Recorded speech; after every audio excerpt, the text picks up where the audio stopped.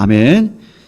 오늘 열왕기상 8장 우리 마지막 절까지 우리 54절에서 66절 마지막까지 해서 오늘 8장 마치도록 하겠습니다. 열왕기상 8장 54절에서 66절입니다. 구약 527쪽에 있습니다. 54절에서 마지막 66절까지 구약 527쪽에 있습니다. 54에서 66입니다. 제가 54절 있습니다. 솔로몬이 무릎을 꿇고 손을 펴서 하늘을 향하여 이 기도와 간구로 여호와께 아뢰기를 마치고 여호와의 제단 앞에서 일어나 서서 이스라엘의 온 회중 여호와를 찬송할지로다. 그가 말씀하신 대로 그의 백성 이스라엘에게 태평을 주셨으니 그 종 모세를 통하여 무릇 말씀하신 그 모든 좋은 약속이 하나도 이루어지지 아니함이 없도다. 우리 하나님 여호와께서 우리 조상들과 함께 계시던 것 같이 우리와 함께 계시옵고 우리를 떠나지 마시오며 버리지 마시옵고 우리의 마음을 주께로 향하여 그의 모든 길로 행하게 하시오며 우리 조상들에게 명령하신 계명과 법도와 율례를 지키게 하시기를 원하오며 여호와 앞에서 내가 간구한 이 말씀이 주야로 우리 하나님 여호와께 가까이 있게 하시옵고 또 주의 종의 일과 주의 백성 이스라엘의 일을 날마다 필요한 대로 돌아보사 이에 세상 만민에게 여호와께서만 하나님이시고 그 외에는 없는 줄을 알게 하시기를 원하노라. 그런즉 너희 마음을 우리 하나님 여호와께 온전히 바쳐 완전하게 하여 오늘과 같이 그의 법도를 행하며 그의 계명을 지킬지. 이에 왕과 및 왕과 함께한 이스라엘이 다 여호와 앞에 희생 제물을 드리니라. 솔로몬이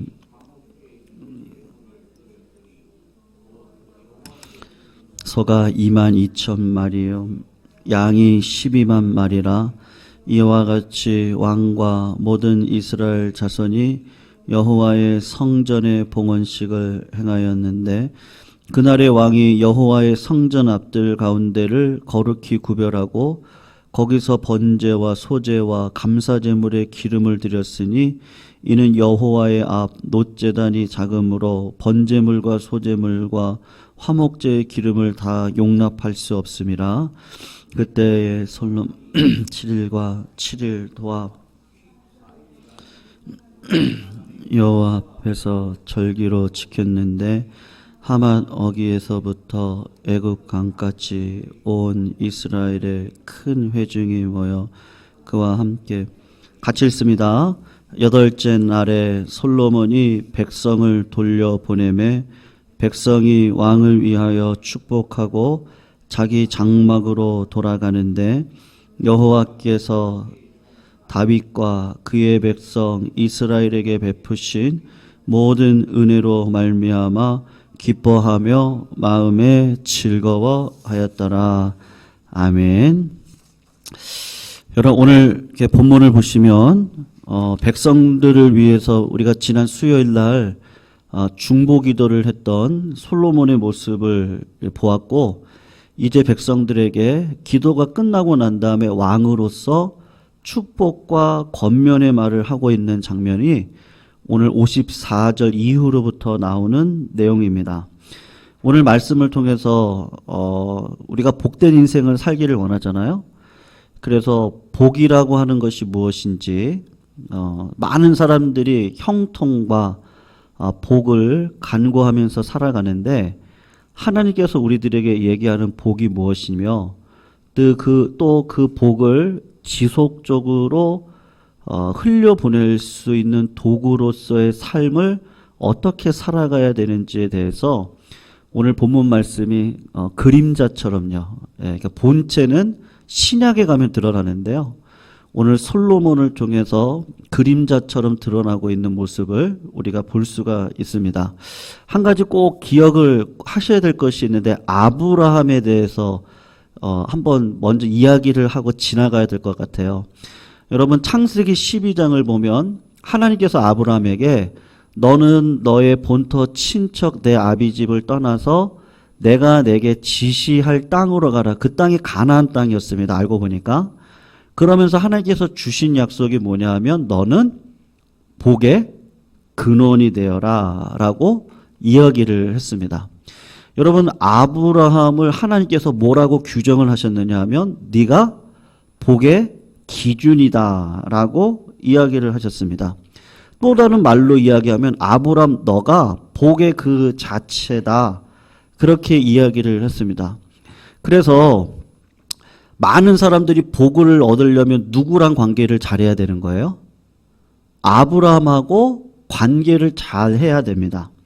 아브라함과 어떤 관계를 맺느냐에 따라서 하나님께서 복의 근원으로 규정한 그 아브라함을 통해서 복을 주기도 하고, 그 관계가 잘못되어지면 복을 누리지 못하도록 하나님께서 아브라함이라고 하는 한 인물을 통해서 규정을 하신 거예요. 그래서 창세기 12장 4절을 보면 하나님이 뭐라고 이야기를 하셨느냐 하면 너를 축복하는 자에게는 내가 복을 내리고 너를 저주하는 자에게는 내가 저주하리니 땅의 모든 족속이 너로 말미암아 복을 받을 것이다. 그렇게 말씀을 하셨습니다. 그래서 만약에 어떤 사람이 아브라함을 축복을 하면 복을 받고요, 어떤 사람이 아브라함을 이렇게 저주를 하고 아브라함을 비판하고 뭐라고 할 것 같은 아브라함에 대해서 어떤 악한 감정을 가지면 하나님께서 아브라함을 통해서 흘러나오는 복을 그 상대편에게 주지 않을 것이라고 하는 그런 이야기를 하고 있는 겁니다. 여러분, 신약 시대를 살아가는 우리들에게도 이 아브라함의 복이 그대로 임했는데요. 여러분, 우리가 하나님의 자녀로 이 땅을 살아갑니다. 그래서 이렇게 오해하시면 안 돼요. 어떻게 오해를 하시면 안 되느냐 하면, 그렇지, 내가 하나님 앞에 사랑받는 자잖아요. 그러니까 나한테 못하면 네가 벌을 받을 거야. 그리고 나한테 잘하면 그래, 네가 복을 받아. 그런 식으로 오해를 하시면 안 됩니다. 오늘 지금 그런 이야기를 하고 싶은 거거든요. 아브라함에게 주신 그 복은 그 아브라함을 통해서 너 씨로 말미암아 너의 허리에서 나오는 그 씨로 말미암아 복을 얻게 하기 위한 그림자로 아브라함 한 사람에게 복의 근원이라고 하는 기준을 주신 겁니다. 근데 그것이 시간이 흘러가면서 아브라함을 통해서 누가 나오죠? 다윗이 나오죠? 다윗을 통해서 누가 나옵니까? 예수님이 나오죠. 그 예수님을 통해서 십자가 달려 돌아가시고 부활하시고 난 다음에 제자들에게 하셨던 말씀이 너희는 예루살렘을 떠나지 말고 예루살렘에서 성령을 받기 위해서 기도를 하라고 이야기를 하십니다. 그리고 사도 바울이 했던 이야기가 뭐죠? 너희 몸이 성전이다. 공간복음에서 예수님께서 이 헤롯 성전을 보면서 성전을 허물어라, 내가 3일 만에 이 성전을 다시 세우겠다라고 공언을 하셨는데, 그 성경을 보면 정확하게 3일 만에 다시 세울 성전은 자기 몸을 가리킵니다. 그러니까 부활하실 예수 그리스도를 가리키심이거든요. 그러므로 하나님께서 아브라함의 복의 근원에 대한 이야기를 구약의 과정을 쭉 거치고 그 다음에 중간기를 거치고요, 신약 시대를 거쳐서 사도행전의 시대까지가 딱 오면 그 복의 근원이라고 하는 것이 누구라는 거예요? 예수 그리스도구나. 그것을 알고 예수 그리스도가 이 땅에 계시지 않고 부활하셔서 하나님 우편에 앉아 계시는데 우리를 고아와 가부와 같이 버려두지 아니하시고 우리 마음 가운데 성령을 부어주시죠. 그래서 우리가 성전이 되어지는 겁니다. 그래서 사도 바울은, 그리고 베드로 사도는 그래서 우리 몸이 성전이라 그리고 너희들은 왕 같은 제사장이다. 그렇게 이야기를 해요. 왕 같은 제사장이다. 여러분, 예수님의 3대 직분이 있거든요. 그냥 듣고 기억을 안 하셔도 되는데요. 예수님의 3대 직분은 왕의 직분이 있고요. 왕은 통치를 하는 겁니다. 그 다음에 또 하나의 직분은 제사장의 직분이 있어요. 그래서 평화를 이 땅 가운데 이룹니다. 예. 뭐 분리가 일어나는 그곳에 참된 평화를 주시는 분이 예수님이십니다. 그리고 또 하나의 직분이 있는데 선지자의 직분이 있습니다. 선지자의 직분은 말씀을 통해서 하나님의 무서운 심판의 말씀을 증거하시고 그리고 심판자로 서 있는 모습이 선지자거든요. 그런데 베드로가 우리한테 하는 이야기는 뭐냐? 사도 바울이 하는 이야기는 뭐냐 하면 너희는 왕 같은 제사장이라 그러지 선지자는 빼버려요. 왜 그렇습니까? 성도님들, 지금 우리가 살아가는 시대는 심판의 시대예요? 아니면 은혜의 시대예요? 전사님 뭐라고 하셨죠? 네, 은혜의 시대죠. 지금 살아가는 시대는 은혜의 시대입니다. 이 말을 잘 기억을 하시고 적용을 하시면 좋은데요. 하나님은 악인과 의인에게 동일하게 지금도 해를 주세요. 그리고 아무리 예수를 안 믿어도 여러분, 진짜 부자는 교회 안에 있지 않습니다. 세상을 나가보세요. 진짜 엄청난 수조 원대의 재산을 가지고 있는 사람들이 부지기수입니다. 무슨 말씀을 제가 드리고 싶으냐면 노력한 대로 하나님께서 열매를 따먹을 수 있는 원리를 예수 믿지 않아도 주세요. 그 말이 무슨 말이냐 하면요. 아무리 큰 죄악을 범해도 지금은 은혜의 시대입니다. 누구든지 회개하면요. 하나님께서는 악인과 의인에게 똑같이 햇빛을 주시고 똑같이 노력을 하면 노력한 대가를 허락하시고 형통도 주시고 복도 주시고 똑같이 공기도 주시고 그렇게 하시는 이유가 무엇이냐 하면 예수님께서 이 땅에 오셔서 하셨던 것, 죄인을 부르러 온 거예요. 이 땅에 의인이 없거든요. 죄인을 부르러 왔어요. 그래서 그 죄인을 부르기 위해서 오신 예수 그리스도가 이 땅 가운데 오셔서 선포했던 게 뭐냐면 지금은 심판의 때가 아니라는 거예요. 심판의 때는 언제죠? 예수님이 재림하시면 그때는 진짜 심판의 때예요. 그때는 빼도 박도 못하는 거죠. 근데 지금은 은혜의 때, 하나님께서 이 은혜의 때에 누구를 쓰시겠습니까? 오늘 지금 그 이야기를 솔로몬이 축복을 이스라엘 백성들에게 베푸면서 지금 이야기를 하고 있는데, 여러분, 솔로몬이 성전을 7년 6개월 동안 지었습니다. 그리고 성전이 건축이 되어졌어요. 그리고 알다시피 지난주 수요일 날 성전 봉헌식을 우리가 살펴보았습니다. 그리고 했던 기도가 뭐냐면 우리가 지난 수요일 날 살폈는데 기억을 더듬어 보세요. 어떻게 기도를 했냐면 성전에서 기도를 하든지 성전을 향해서 기도하든지 기도하는 모든 내용들이 하나님께 응답이 되기를 간구했습니다. 그러면서 가장 중요한 회개를 할 때 죄 용서가 이 성전을 통해서 베풀어지기를 원합니다. 솔로몬이 기도를 했습니다. 그러면서 백성들이 당하는 재앙과 큰 위기 속에서도 오로지 하나님을 향하여서 올곧이 진심으로 나아가는 자가 있다면 하나님께서 마음을 돌이키시고 은혜를 베풀어 주세요. 은혜의 시대에 대한 기도를 했습니다. 심지어 이방인들도 성전을 향해서 기도할 때 하나님께서, 이방인은 악인이잖아요. 그런데 이방인조차도 은혜의 세대 가운데 불러주셔서 그들을 하나님의 자녀로 삼아달라고 솔로몬이 성경적인 기도를 하고 있습니다. 특별히 징계 가운데 전쟁에 끌려갔다든지 지금처럼 코로나 역병 가운데 있을 때 하나님 앞에 나와서 지금 절대절망의 상황이잖아요, 성도님들. 어제 자영업자 한 분이 스스로 목숨을 끊었습니다. 왜 끊었어요? 도저히 지금 2년 지나가는데요. 여러분 월세로 자영업자들 하시니까 보통 목이 좋으면 한 500만 원 이상 된다고 하더라고요. 뭐 그냥 300, 기본은 300이라고 그래요.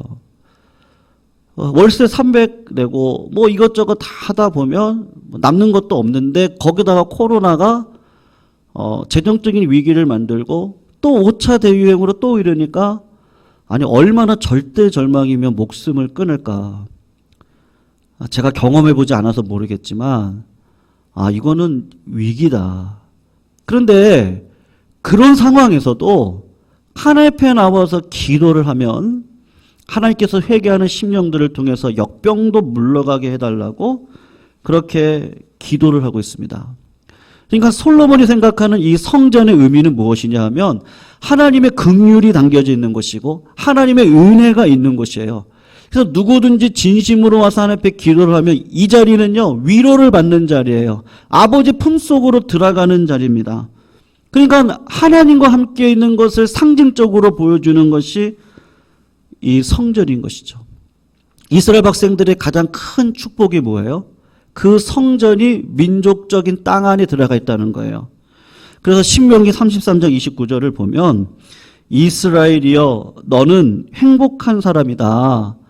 여호와의 구원을 너같이 얻은 백성이 누구냐. 그렇게 하면서 네가 하나님이 너희들과 함께하고 있지 않느냐. 하나님이 너를 돕는 방패시지 않냐. 내 영광의 칼이시지 않냐. 내 대적들이 너에게 복종할 텐데 너가 그들의 높은 곳을 밟을 텐데 이유가 뭐냐? 하나님이 너희와 함께 있지 않냐. 그러니까 행복자다. 성도님들, 이스라엘 백성들에게 하나님의 임재하고 같이 계시다고 하는 증거가 뭐예요? 구약시대 때요. 지금은 성령이지만요. 그 당시에는 성전밖에 없었어요. 성전이 지어져 있는 그곳에 하나님의 임재가 있는 곳이거든요. 그러니까 솔로몬은 성전이 지어져 있는 하나님의 임재가 있는 이 땅에서 마땅히 이제 축복의 근원으로 복을 선포를 하는 겁니다. 성도님, 우리 54절하고 55절 같이 한번 읽어볼까요? 같이 한번 읽어봅니다. 읽습니다. 시작. 솔로몬이 무릎을 꿇고 손을 펴서 하늘을 향하여 이 기도와 간구로 여호와께 아뢰기를 마치고 여호와 제단 앞에서 일어나 서서 큰 소리로 이스라엘의 온 회중을 위하여 어떻게 합니까? 축복한다.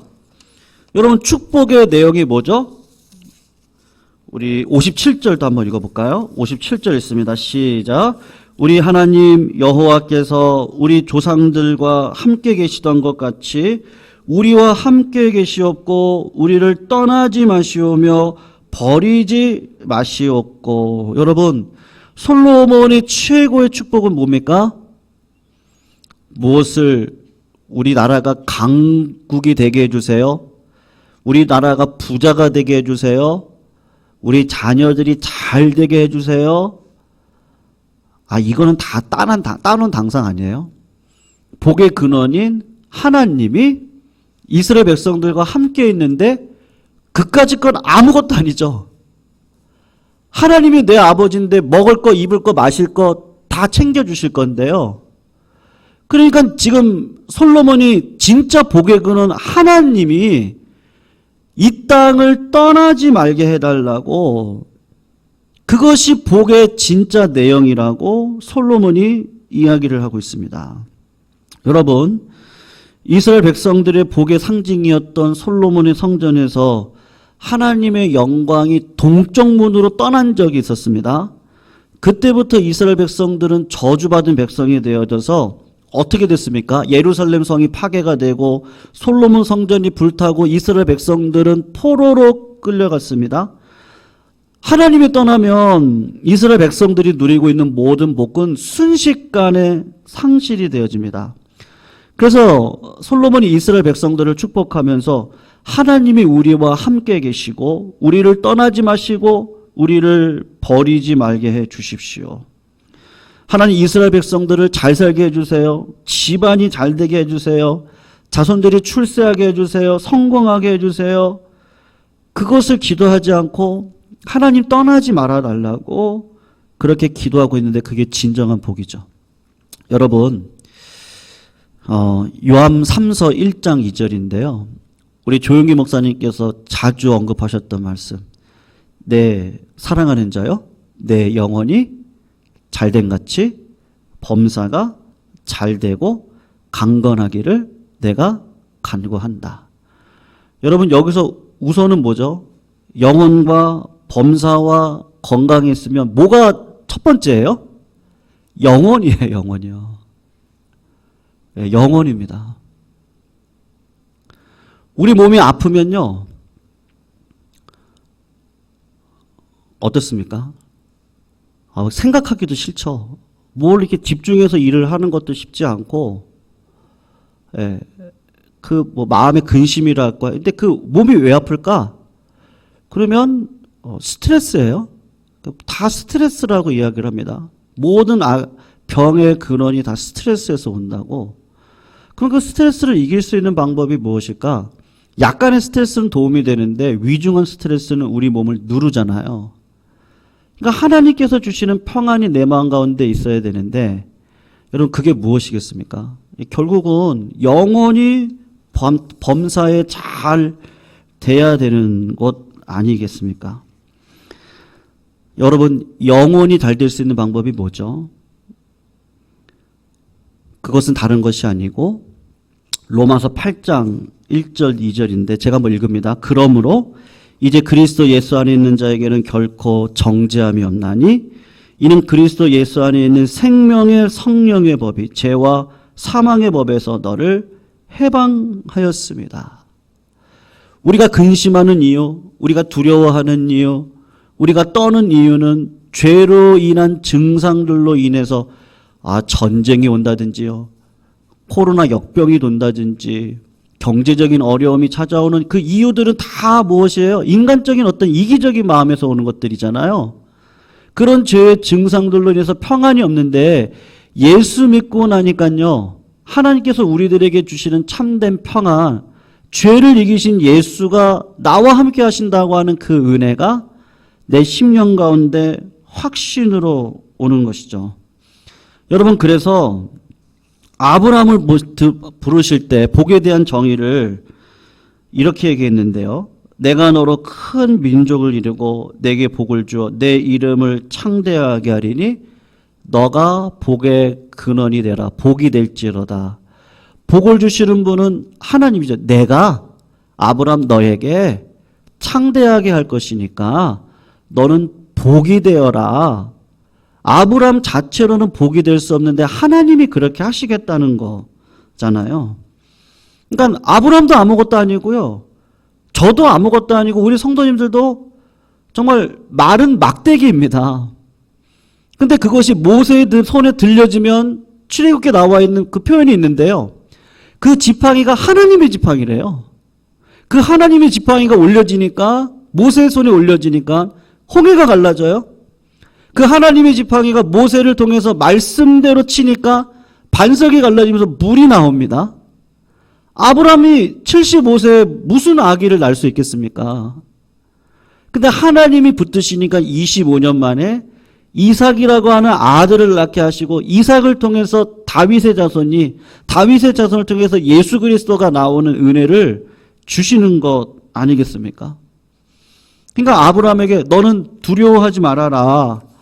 내가 너 방패고 내가 너의 지극히 큰 상급이다. 성도님들, 그래서 저는 개인적으로 시편 23편 6절을 좋아하는데요.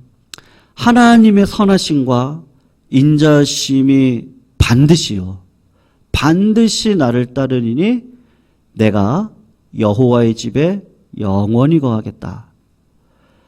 하나님의 뜻대로 부르심을 입은 모든 자들은 합력을 해서 무엇을 이룬다 그러죠?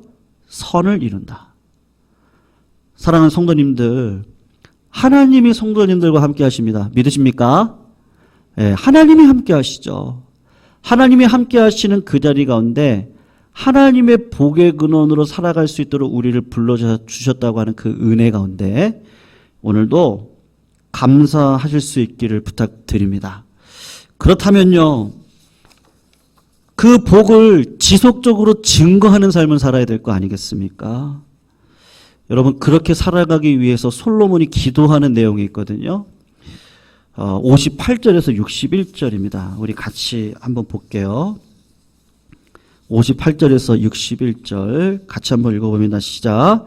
우리의 마음을 주께로 향하여 그의 모든 길로 행하게 하시오며 우리 조상들에게 명령하신 계명과 법도와 율례를 지키게 하시기를 원하오며 여호와 앞에서 내가 간구한 이 말씀이 주야로 우리 하나님 여호와께 가까이 있게 하시옵고 또 주의 종의 일과 주의 백성 이스라엘의 일을 날마다 필요한 대로 돌아보사 이에 세상 만민에게 여호와께서만 하나님이시고 그 외에는 없는 줄을 알게 하시기를 원하노라. 그런즉 너희의 마음을 우리 하나님 여호와께 온전히 바쳐 완전하게 하여 오늘과 같이 그의 법도를 행하며 그의 계명을 지킬지어다. 아멘. 여러분, 우리가 복의 근원으로 살아가는 거 소원하시죠? 그러면 어떻게 하시면 돼요? 하나님과 동행하시면 됩니다. 근데 하나님은 눈에 보이지 않잖아요. 그래서 눈에 보이는 예수 그리스도를 이 땅 가운데 보내주셨습니다. 그리고 두 가지를 보여주셨어요. 예수님을 통해서 하나님은 저런 분이시구나. 십자가를 통해서 주신 그 사랑을 보면서 하나님은 사랑이시구나. 그것을 알게 됩니다. 왜냐하면 예수님은 완전한 하나님이시기 때문에 그래요. 그리고 또 하나 중요한 사실이 있습니다. 예수님은 완전한 하나님이신데 또 어떤 분이시죠? 완전한 인간이십니다. 그러니까 예수님을 보면 하나님과 동행하면서 살아가는 삶이 어떤 것인지를 우리에게 보여주시는 거예요. 여러분, 예수님께서 그 피곤한 가운데 수많은 사역들을 감당하시고 난 다음에 늘 습관을 쫓아서 어디를 가시죠? 겟세마네 동산을 가세요. 한적한 곳을 늘 가셨어요. 왜 가셨어요? 하나님의 뜻을 묻기 위해서, 기도하기 위해서 가셨어요. 우리 주님께서 하나님의 자녀된 삶을 정확하게 보여주시는 것이 십자가에 달려 돌아가시기 전에 기도했던 사건입니다. 내 육신은 죽고 싶지 않아요. 하나님, 할 수 있으시거든 이 잔을 내게서 옮겨주십시오. 땀방울이 핏방울이 되도록 하나님 앞에 기도했습니다. 그리고 깨달은 게 뭐죠?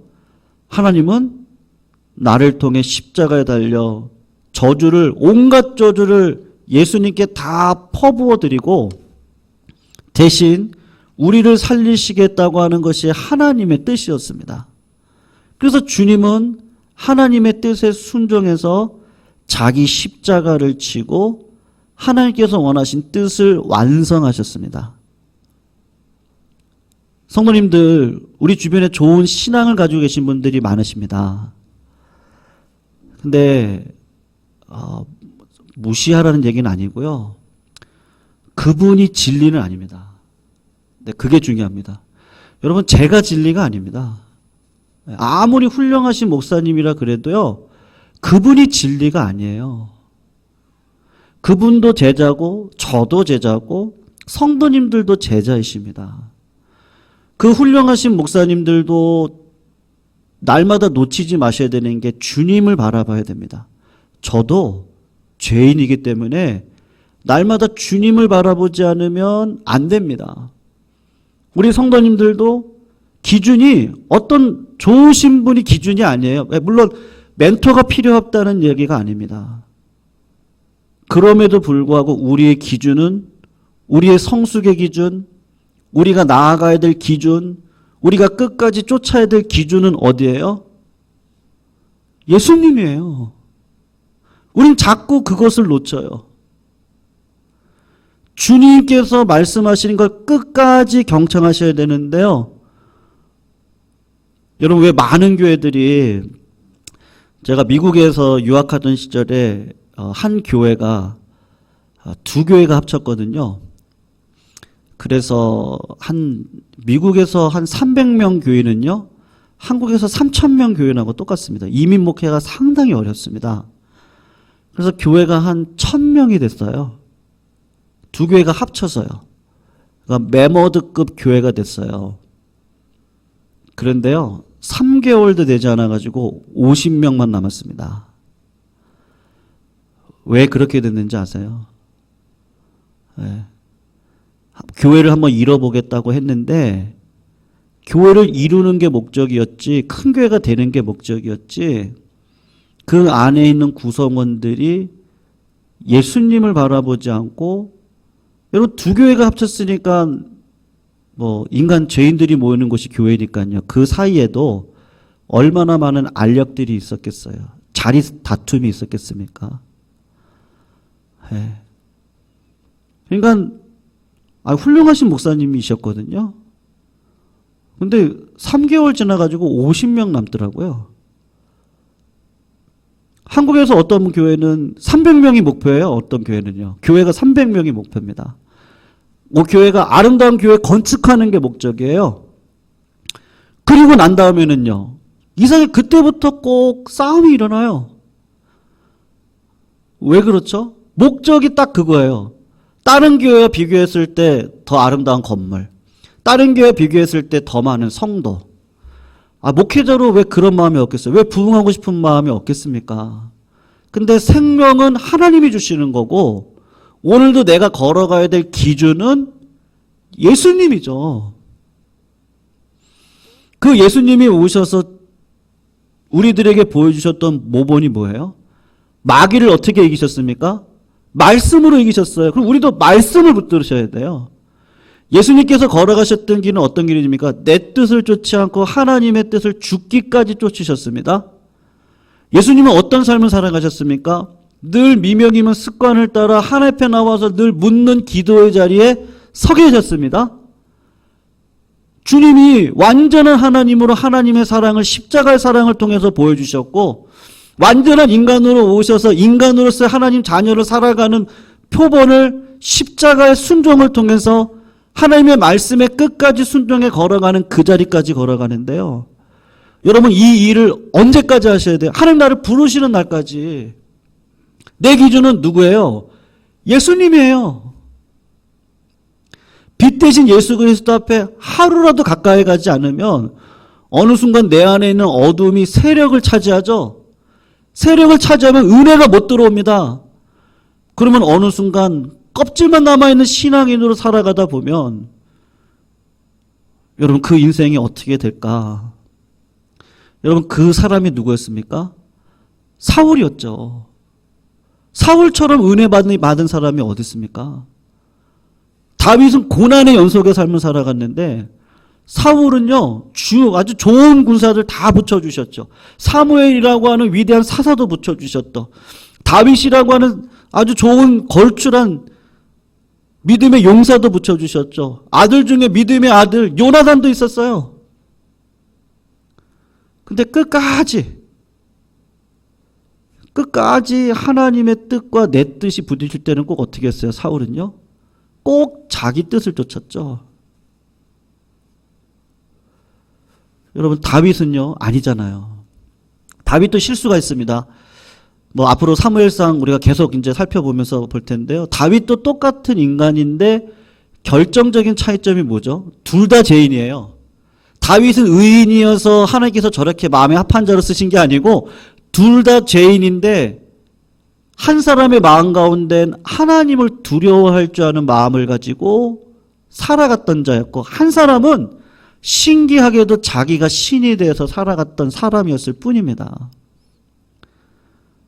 그러니까 한 사람은요, 내 안에 있는 어둠을 있죠. 근데 어둠을 몰아내기 위해서 자꾸 하나님 앞에 나아갔던 자였는데, 또 한 사람은요, 내 안에 있는 어둠을 인식하고도 자꾸 하나님과 멀어져 가는 인생을 살아간 거예요. 그러니까 사울은 축복의 근원으로 서지 못하고 결국은 자살하잖아요. 다윗은요, 솔로몬이 오늘 성전 건축을 하고 예배를 아주 거하게 드리는데 누구 때문에 솔로몬이 성전을 이렇게 거하게 짓습니까? 아버지 다윗이 준비해 주시지 않았으면요, 솔로몬은 어떻게 이런 영광을 체험합니까? 다윗이 하나님의 마음에 합한 자로 하나님의 뜻이 아니면 회개하라고 하면 회개하고 하나님의 길이 여기라고 하면 그 길을 쫓아갔던, 그 동행의 삶이 복의 근원 아니겠습니까? 그러므로 성도님들, 요한복음 1장 1절을 보면 이런 말씀이 있는데요. 태초에 말씀이 있습니다. 그 말씀이 하나님과 함께 하셨으니 그 말씀은 누구라 그래요? 하나님입니다. 그 말씀이 육신을 입고 이 땅에 오셨습니다. 그리고 요한복음에서 얘기하는 게 뭐죠? 그 말씀이 빛이다. 그런데 뭐라 그래요? 어두움이 알지 못하더라. 사랑하는 성도님들, 그 말씀이신 주님, 이제 우리가 하나님을 어떻게 합니까? 내 안에 계신 성령님과 함께 이 말씀이요, 이 말씀을 통해서 아, 하나님은 이러신 분이구나, 이런 분이구나, 그걸 알고 우리가 마음을 깨끗하게 하면요, 우리 집안에 그렇잖아요. 금그릇도 있습니다. 은그릇도 있습니다. 질그릇도 있습니다. 근데 어떤 그릇이 쓰임받죠? 질그릇만 쓰임받습니까? 그렇지 않습니다. 금그릇도 쓰임받습니다. 근데 깨끗한 금그릇이 쓰임받습니다. 아무리 질그릇이라 그래도 그 안에 똥덩어리가 담겨져 있으면 절대로 주인이 쓸 수가 없습니다. 반드시 회개를 거쳐서 깨끗하게 씻어내고 그 사람을 쓰시는데 그 깨끗함의 증거가 무엇이에요? 빛 대신 주님 앞에 날마다 나아가는 거죠. 동행하는 거죠. 그 주님을 날마다 바라보고 주님과 동행하는 거죠. 빛 대신 주님을 만나면 내 안에 있는 어둠이 자꾸 밝혀지고 폭로되어지고 그것을 자꾸 씻겨나가는 거죠. 그 동행이 복의 근원이 되는 거죠. 결국은 그 사람을 쓰시죠. 그 사람을 통해서 은혜가 드러나죠. 하나님의 생명력이 드러나게 되어져 있습니다. 그러므로 성도님들, 오늘도 내가 무엇을 할까 이것보다는요, 내가 어떤 존재로 서 있어야 될까. 하나님이 나를 사랑하시는데 내가 사랑받는 존재로 그 빛을 반사하는 자리에 서 있나, 그것을 바라보시면서 믿음의 길을 걸어가시기를 주의 이름으로 축원합니다. 아버지 하나님께서 오늘도 성도님들을 들어서 쓰시기를 원하십니다. 닳도록 들어서 쓰시기를 원하십니다. 근데 어떻게 쓰시느냐? 하나님과 동행하는 과정들을 통해서 우리 성도님들을 귀하게 복되게 쓰실 줄로 믿습니다. 오늘도 그 믿음의 자리를 날마다 지키시고 진짜 복, 하나님 놓치지 말고 오늘도 그 하나님 꼭 붙들고 걸어가시는 거룩한 종들 다 되시기를 축원합니다. 우리